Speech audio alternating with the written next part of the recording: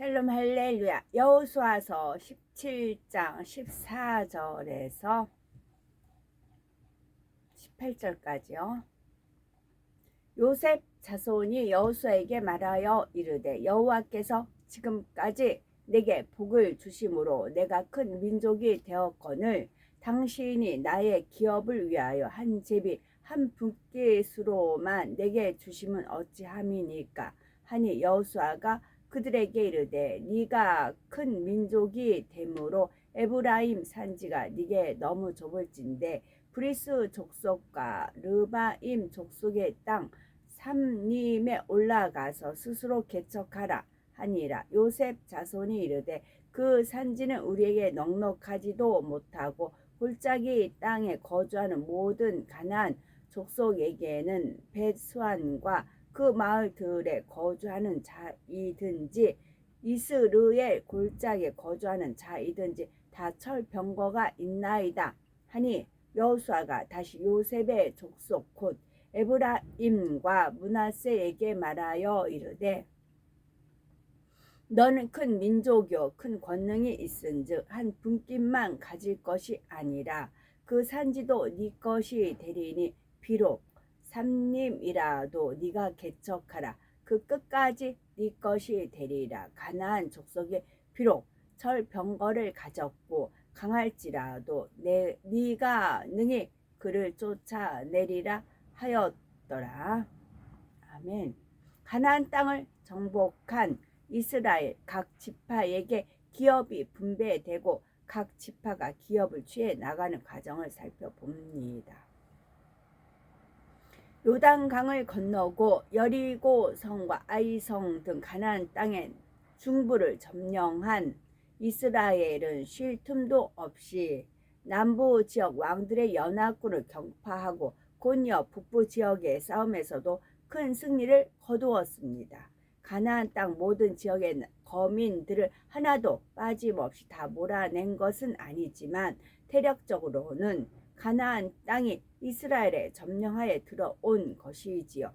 그러나 이것으로 다 끝난 것은 아닙니다. 여호수아는 지금까지 완전히 정복한 성읍들뿐 아니라 아직 원래의 거민들을 다 몰아내지 못한 성읍들까지 가나안 땅 전체를 각 지파들에게 분배해 주었지요. 이제 각 지파들은 다시 믿음으로 싸움을 행하여 자신들이 분배받은 기업에서 남아있는 가나안 거민들을 완전히 진멸하고 온전히 자신들의 소유로 만들어야 하는 것입니다.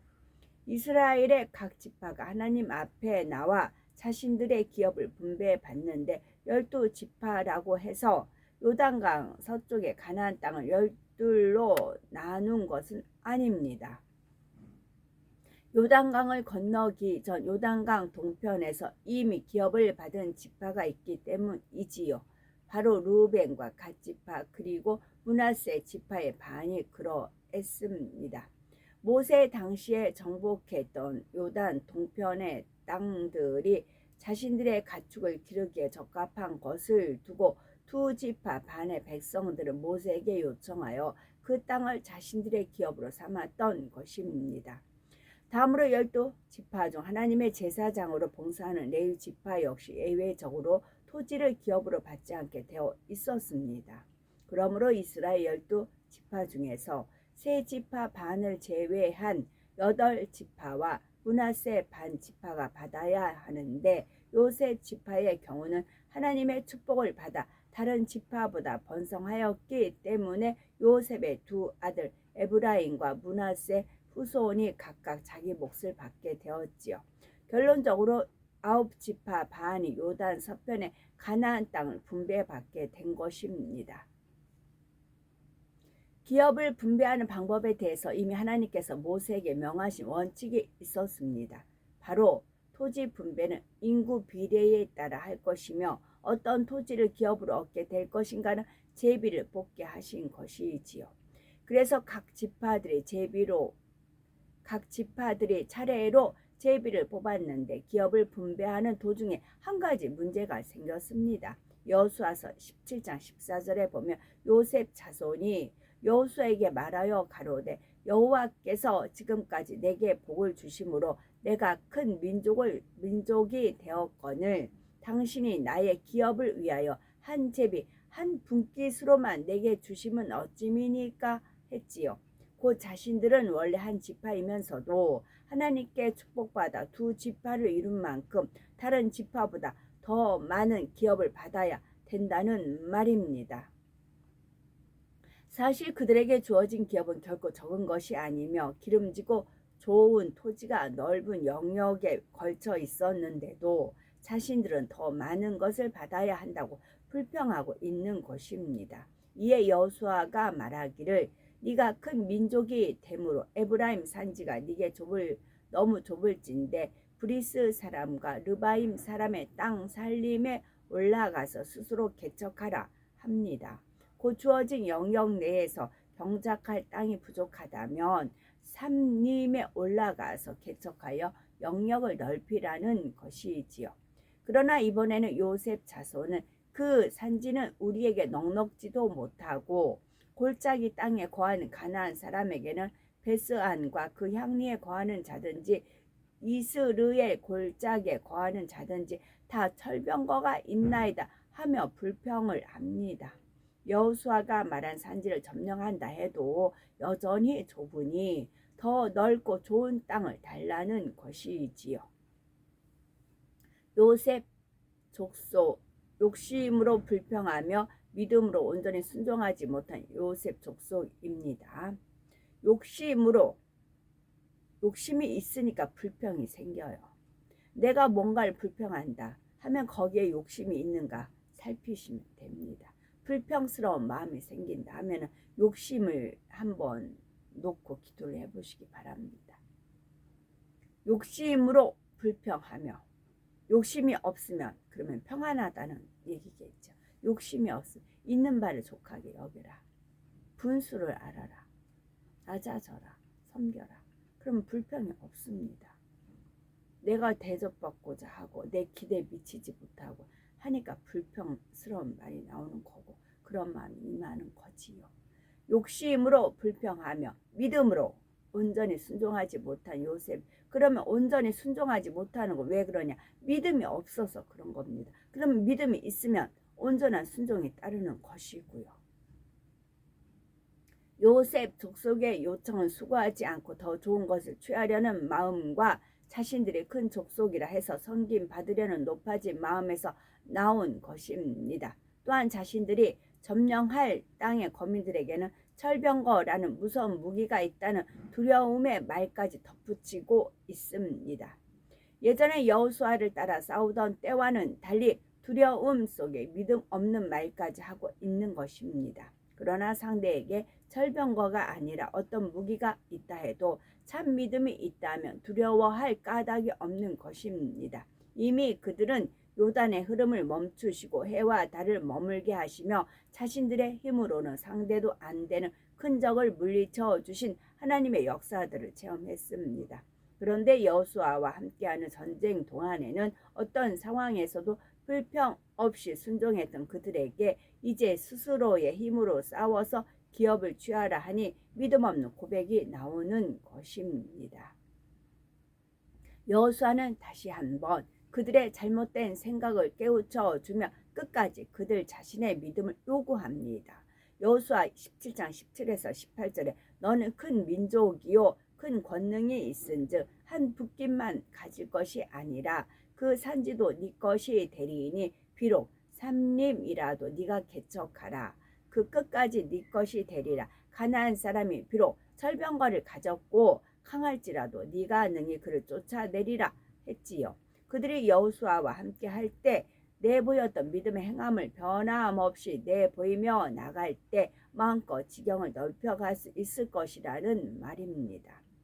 결과적으로 요셉 지파는 여호수아의 말에 온전히 순종하지 못했습니다. 여호수아서 16장 10절에 그들이 게셀에 거하는 가나안 사람을 쫓아내지 아니하였으므로 가나안 사람이 오늘날까지 에브라임 가운데 거하며 사역하는 종이 되니라 했고 여호수아 17장 12절에 그러나 므낫세 자손이 그 성읍들의 거민을 쫓아내지 못함에 한대로 요셉의 자손인 에브라임과 므낫세 지파 모두가 자신들의 기업 안에 살던 가나안 족속들을 완전히 몰아내지는 못했던 것입니다. 우리 마음에도 완전히 악의 모양을 몰아내지 못하면 그것의 종이 됩니다. 끌려다닙니다. 그래서 악은 모양이라도 버리라 하는 말씀이 있는 것입니다. 완전히 몰아내지 못했다 이제 완전히 버려야 됩니다. 성령의 불로 완전히 태워버려야 됩니다. 성령의 검으로 완전히 점여야 됩니다. 뿌리째 뽑아버려야 됩니다.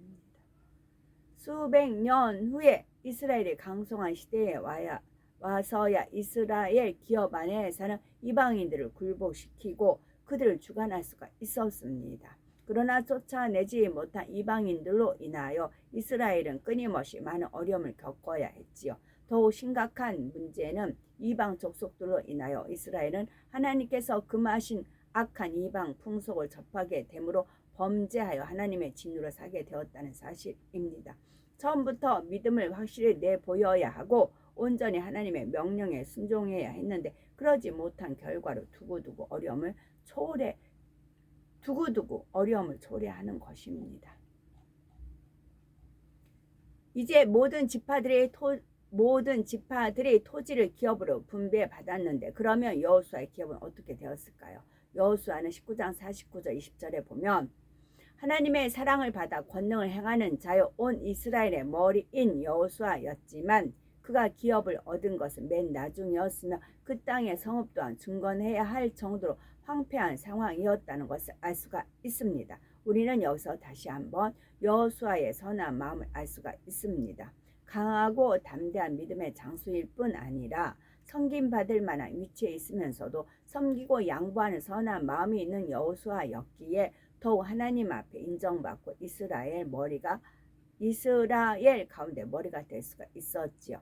모든 지파들이 토지를 분배받은 후에 마지막으로 레위 지파가 여호수아 앞에 나와 자신의 몫을 받게 되었지요. 레위 지파는 다른 지파와는 달리 토지를 기업으로 받은 것이 아닙니다. 민수기 18장 20절에 하나님께서 제사장 아론에게 너는 이스라엘 자손의 땅에 기업도 없겠고 그들 중에 아무 분깃도 없을 것이나 나는 이스라엘 자손 중에 네 분깃이요 내 기업이니라 말씀하신 대로 하나님께서 분깃이요 기업이 되어 주심으로 토지를 경작할 소산물 대신 백성들이 하나님께 드릴 11조와 각종 예물들을 취하여 생계를 유지하게 하셨지요. 레위 지파에게는 모든 이스라엘을 대신하여 하나님께 제사를 드리고 하나님의 율법을 백성들에게 가르치는 사명이 있었습니다. 하나님께서는 이렇게 귀한 사명을 맡은 레위 지파가 세상 일에 마음을 어지럽히지 않고 온전히 하나님의 일에 종사하기 원하심으로 하나님께서 친히 기업이 되신 것입니다. 비록 토지를 기업으로 받은 것은 아니지만 레위 지파도 그들이 거주할 집에 있는 성읍과 가축을 먹일 들판을 분배받았지요. 다른 지파들의 기업 가운데 있는 몇몇 성읍식을 따로 구별하여 주었으므로 레위 지파는 온 이스라엘 가운데 흩어져 살게 되었지요.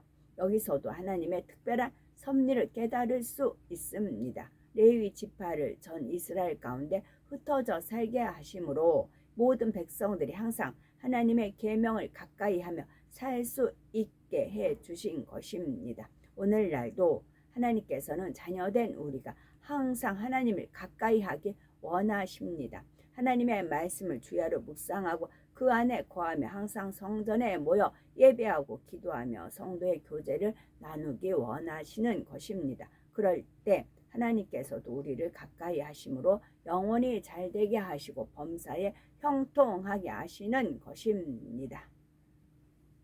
여호수아와 함께 하신 하나님은 모든 이스라엘 백성들의 하나님이시요 또한 우리 모두의 하나님이십니다. 홍해를 가르시고 요단강을 먹게 하시며 해와 달이 멈추게 하신 하나님은 우리가 믿기만 하면 오늘날도 동일한 권능으로 혹은 더 큰 권능으로 역사해 주시는 것입니다. 철병거를 가진 가난한 족속과 같이 넘기 어려운 장벽이 있다 할지라도 하나님을 믿는 우리는 범사에 믿음으로 고백하고 담대히 행하심으로 능히 모든 축복을 열매로 취할 수 있어야 하지요. 그처럼 담대한 믿음을 내보이는 우리를 하나님께서는 신속하게 축복의 땅으로 인도하시고 약속하신 가나안의 기름진 소산을 마음껏 누리게 해주시는 것입니다. 아멘. 제가 완전 그냥 바닥에서만 살았다는 얘기를 제가 말씀을 많이 이제 드렸어요. 그것이 은혜이고 은혜인 것이 무엇이냐면 이제 국회의사당 돌 때 이제 돌다 보면 허기 지거든요. 저도 이제 허기 지고 하니까 뭘 먹을 걸 이제 가져가요. 그래서 이제 집에 있는 재료를 가지고 이제 떡을 좀 만들었어요. 근데 그게 그냥 원래는 경단을 만들었는데 그 경단을 이제 검색을 해보니까 팥이 있었거든요. 팥수수 같이 갈아서 하는 게 있더라고요. 처음 해보는 거예요. 찹쌀은 갈아놓은 거 있고 해서 수수를 마침 사놓은 게 있어서 불려서 갈아서 어떻게 했어요. 그래가지고 거의 또 큼직하게 했죠. 저도 큼직하게 했습니다. 처음 해보는 거예요. 그래서 물에 떠 오르면 이렇게 이제 건져서 이렇게 이제 팥구멍에 묻히면 된대요.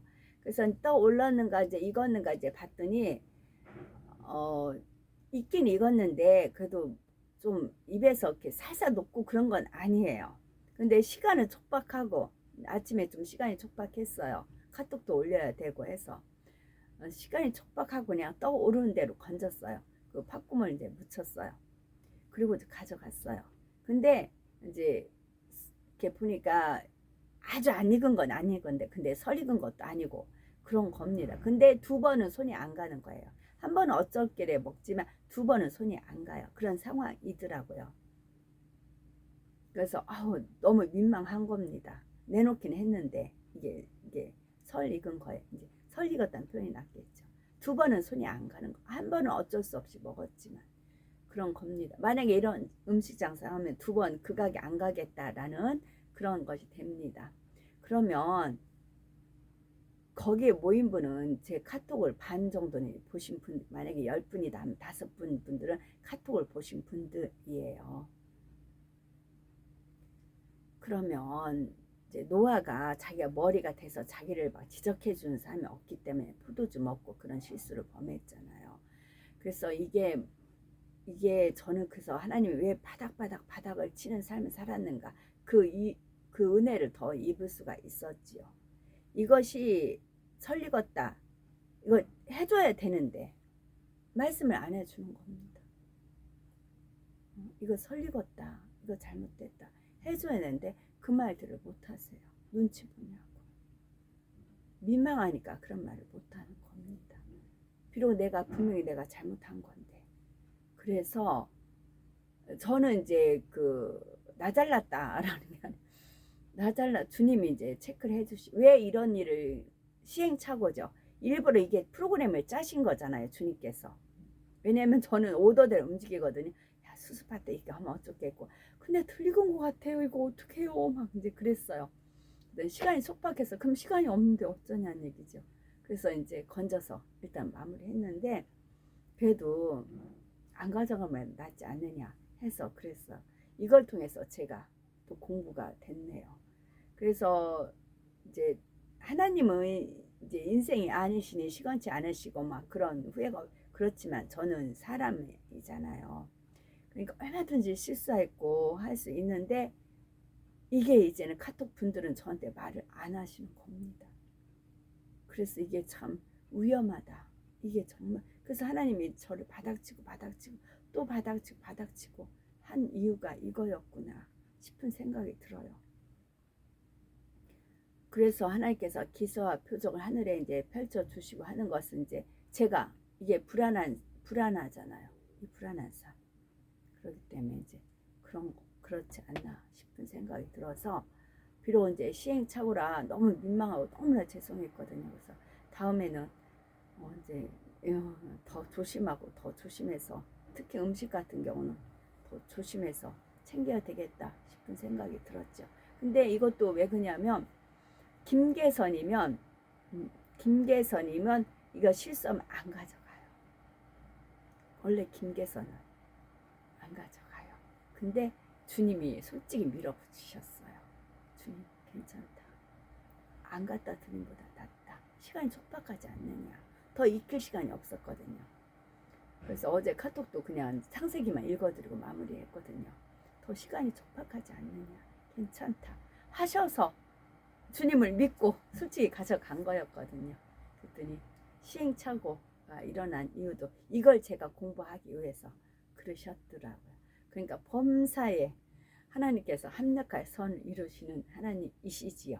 아멘.